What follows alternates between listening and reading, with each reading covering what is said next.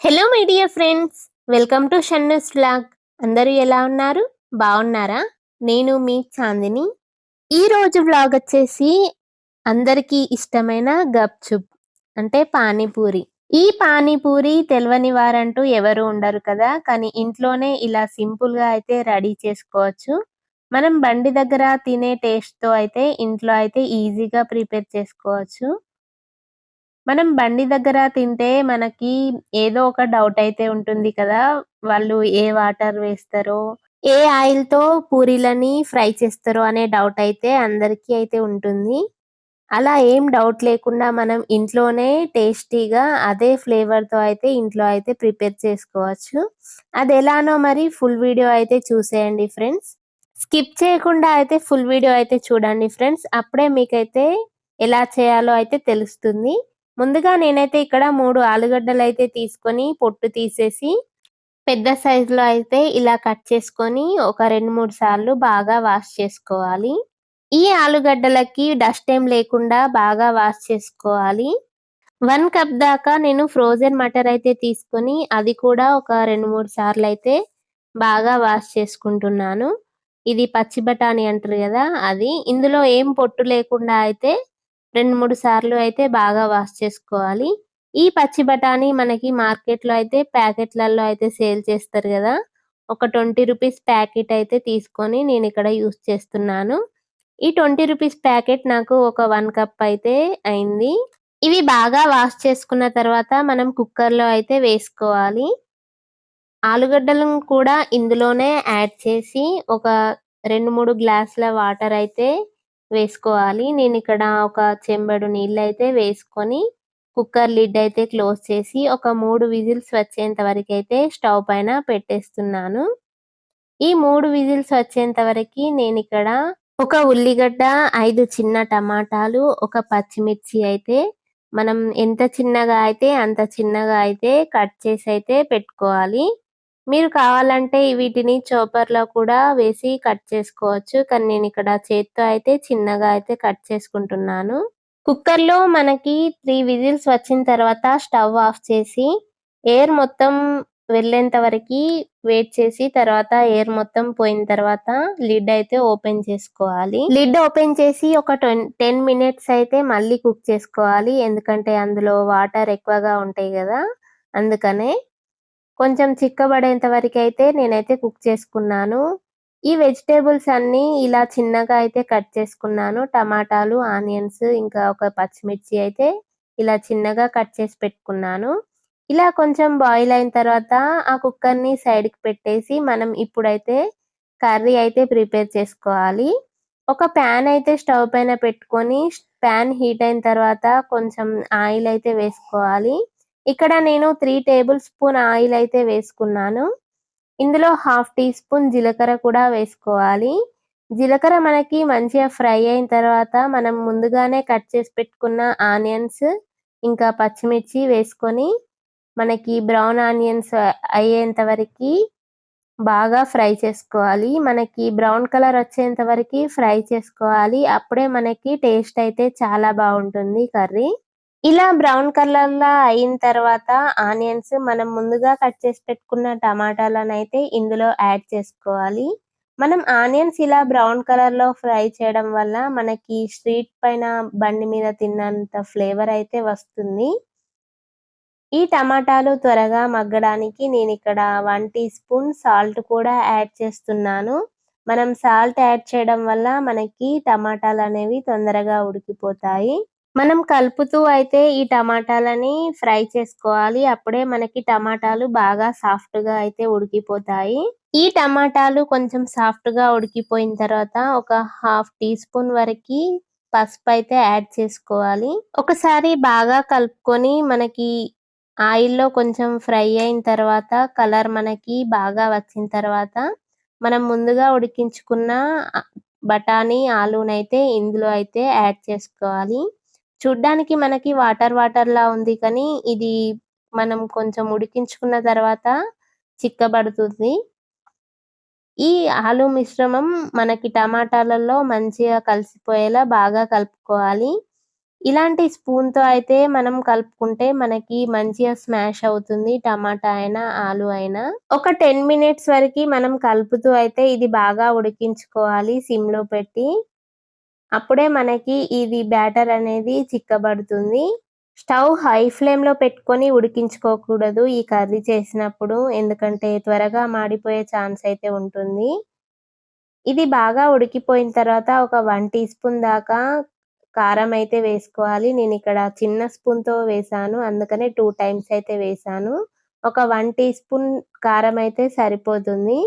ఇది బాగా స్మాష్ అయ్యేలాగా కలుపుకోవాలి. ఉండలు లేకుండా మనకి కారం మొత్తం ఈ బ్యాటర్‌లో కలిసిపోయేంత వరకి బాగా మిక్స్ చేసుకోవాలి. అందుకనే ఇలాంటి స్పూన్ అయితే యూజ్ చేయాలి మనం. మనకి బండి మీద తినే ఫ్లేవర్ రావాలంటే మనకిక్కడ ఈ చాట్ మసాలా అయితే వేసుకోవాల్సుంటుంది. ఇక్కడ నేను ఈ చాట్ మసాలా అయితే యూజ్ చేస్తున్నాను. ఇది లాస్ట్‌లో అయితే వేస్తాను నేను. ఇప్పుడు 1 టీ స్పూన్ పింక్ సాల్ట్ అయితే వేసుకోవాలి. ఈ పింక్ సాల్ట్ వేయడం వల్ల మనకి ఫ్లేవర్ అయితే సేమ్ బండి మీద తిన్నట్టే ఉంటుంది. అలాగే కర్రీ కూడా టేస్ట్ అయితే చాలా బావుంటుంది. ఈ సాల్ట్ వేసిన తర్వాత మనం మొత్తం మిక్స్ అయ్యేలా అయితే బాగా కలుపుకోవాలి. తర్వాత ఒక 1 టీ స్పూన్ ధనియా పౌడర్ కూడా వేసి స్మాష్ చేస్తూ కలుపుకోవాలి. ఈ కర్రీ మొత్తం ప్రిపేర్ అయ్యేంత వరకి స్మాష్ చేస్తూనే కలుపుకోవాలి. ఇగ ఫైనల్‌గా అయితే 1 టీ స్పూన్ దాకా చాట్ మసాలా కూడా యాడ్ చేసుకొని బాగా మిక్స్ చేసుకోవాలి. ఈ చాట్ మసాలా మొత్తం కలిసేలా అయితే కలుపుకోవాలి. ఇప్పుడు మనమైతే స్మెల్ చూస్తే సేమ్ అయితే మనం బండి మీద మనం గప్‌చుప్ తింటుంటే ఎలా స్మెల్ ఒస్తుందో సేమ్ అలానే స్మెల్ ఒస్తుంది. చాట్ మసాలా వేసిన తర్వాత ఒక 10 మినిట్స్ అయితే హై ఫ్లేమ్‌లో అయితే కుక్ చేసుకోవాలి. మనకి బబుల్స్ ఫార్మ్ అయ్యేంత వరకి. ఇలా పైన నురుగులాగా వస్తుంది కదా! ఇలా వచ్చిన తర్వాత మనం ఫైనల్‌గా అయితే కొత్తిమీర అయితే యాడ్ చేసుకొని ఒక 5 మినిట్స్ కుక్ చేసుకొని స్టవ్ అయితే ఆఫ్ చేసుకోవాలి. అంతే ఫ్రెండ్స్. పానీపూరి కర్రీ అయితే రెడీ అయిపోయింది. ఎంతో టేస్టీగా అయితే ఉంటుంది ఈ పానీపూరి కర్రీ. ఒకసారైతే ట్రై చేయండి ఫ్రెండ్స్. ఇప్పుడు పానీపూరికి పానీ ఎలా రెడీ చేయాలో చూసేయండి ఫ్రెండ్స్. ఇక్కడ నేను ఒక చిన్న అల్లం ముక్క, 2 పచ్చిమిర్చి, ఒక హాఫ్ కప్ దాకా పుదీనా అయితే తెంపుకొని వాటర్‌లో అయితే మంచిగా వాష్ చేసుకున్నాను. మనం ఎంత పుదీనా అయితే తీసుకుంటామో అంతకి డబల్‌గా అయితే కొత్తిమీర అయితే తీసుకోవాలి. హాఫ్ కప్ పుదీనాకి 1 కప్ దాకా కొత్తిమీర అయితే యాడ్ చేసుకోవాలి. అప్పుడే మనకి మంచి టేస్ట్ అయితే ఉంటుంది. సేమ్ పానీపూరి బండి మీద దొరికే పానీలానే ఉంటుంది. ఇప్పుడు వీటన్నిటిని మనమైతే ఫైన్‌గా పేస్ట్ అయితే చేసుకోవాలి. ఒకసారి బ్లెండ్ చేసుకున్న తర్వాత మనం కూల్ వాటర్‌తో అయితే బ్లెండ్ చేసుకోవాలి. అప్పుడే మనకి గ్రీన్ కలర్ అనేది బాగా వస్తుంది. ఇప్పుడు ఒక బౌల్ తీసుకొని మనం మిక్సీకి వేసుకున్న గ్రీన్ బ్యాటర్ అయితే ఇందులో వేసుకోవాలి. అలాగే ఒక పెద్ద కప్ దాకా చింతపండు రసం కూడా వేసుకోవాలి. ఒక 1 teaspoon pink salt, 1 teaspoon chaat masala, కొంచెం జీలకర్ర మెంతి పొడి కూడా యాడ్ చేసుకోవాలి. వీటన్నిటిని మనం బాగా కలిసేలాగా అయితే బాగా కలుపుకోవాలి. అప్పుడే మనకి ఈ మసాలాలన్నీ ఈ వాటర్‌లో అయితే కలిసిపోతాయి. మీ దగ్గర బ్లాక్ సాల్ట్ ఉంటే బ్లాక్ సాల్ట్ కూడా ఒక కొంచెం అయితే వేసుకోండి. మనకి ఎంత వాటర్ కావాలో అంత వాటర్ అయితే వేసి ఒకసారి బాగా కలుపుకోవాలి. ఇప్పుడు పూరి చేయడం కోసం నేనైతే ఇన్‌స్టాంట్‌గా దొరికే ఈ పూరి ప్యాకెట్స్ అయితే యూజ్ చేస్తున్నాను. ఈ పూరి ప్యాకెట్స్ మనకి మార్కెట్‌లో అయితే అవైలబుల్‌గా ఉంటాయి. మనం ఇంట్లో కూడా ప్రిపేర్ చేసుకోవచ్చు. కానీ టైం అయితే బాగా పడుతుంది. అందుకనే నేనైతే ఎప్పుడు చేసినా గూడా వీటితో అయితే చేస్తాను. ఇక్కడ నేను 2 ప్యాకెట్స్ ఎందుకు చూపించానంటే, ఒక యెల్లో కలర్ ప్యాకెట్ వచ్చేసి పెద్దగా ఉంటాయి పూరీలు. రెడ్ కలర్ ప్యాకెట్ వచ్చేసి చిన్నగా ఉంటాయి.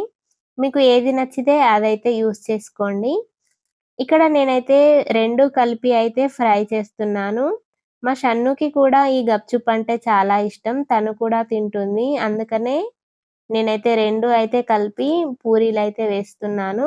నేను ముందుగానే డీప్ ఫ్రైకి ఆయిల్ అయితే పెట్టేసాను. ఆయిల్ బాగా హీట్ అయిన తర్వాత మీడియం ఫ్లేమ్ టు స్లో ఫ్లేమ్‌లో పెట్టుకొని మనం ఈ పూరీలని ఫ్రై చేసుకోవాలి. అంతే ఫ్రెండ్స్. పానీపూరి అయితే రెడీ అయిపోయింది. ఇంట్లో చేసుకున్న పూరీలైతే ఇంత క్రిస్పీగా అయితే రావు. నేనైతే చాలా సార్లు ట్రై చేశాను.